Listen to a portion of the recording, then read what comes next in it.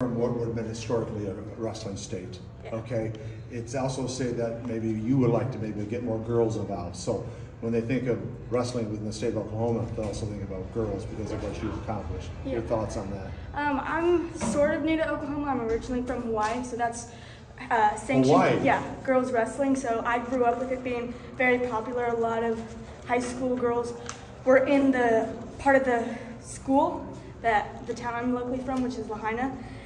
So it's very common to wrestle as a girl, but I moved to Oklahoma about 3 years ago, and it had just been sanctioned when I got there. Right. So it's grown a lot in the last 3 years, and I'm just really glad. So what was that like? You came from a state that had traditions of girls Yeah. wrestling, and then you're going where it didn't. Did you feel like you had to teach some young women how to do this, or even their parents? I mean, I have a very involved father, Nathan Williams, and I also have an older brother, Oscar Williams. So when we moved, we chose a high school that is really good at wrestling. I go to Edmond North.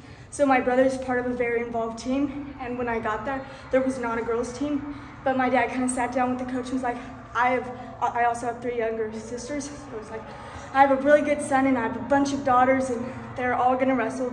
So we really want to be a part of like a team that has a good culture for both men and women in the room, and so that's kind of what we've done, and everywhere we go, I think they're very accepting of girls as long as you put in effort. So what will you tell your teammates about this experience here?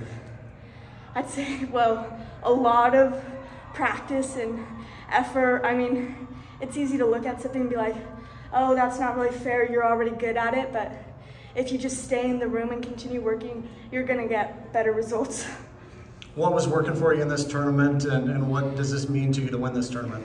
I mean, I gotta be honest, coming into the tournament, I wasn't super confident, but before this, I'd kind of just gone to a lot of coaches and was like, I really feel like I need to do something with my wrestling because I haven't been getting the result I wanted. I've just been coming up short a lot.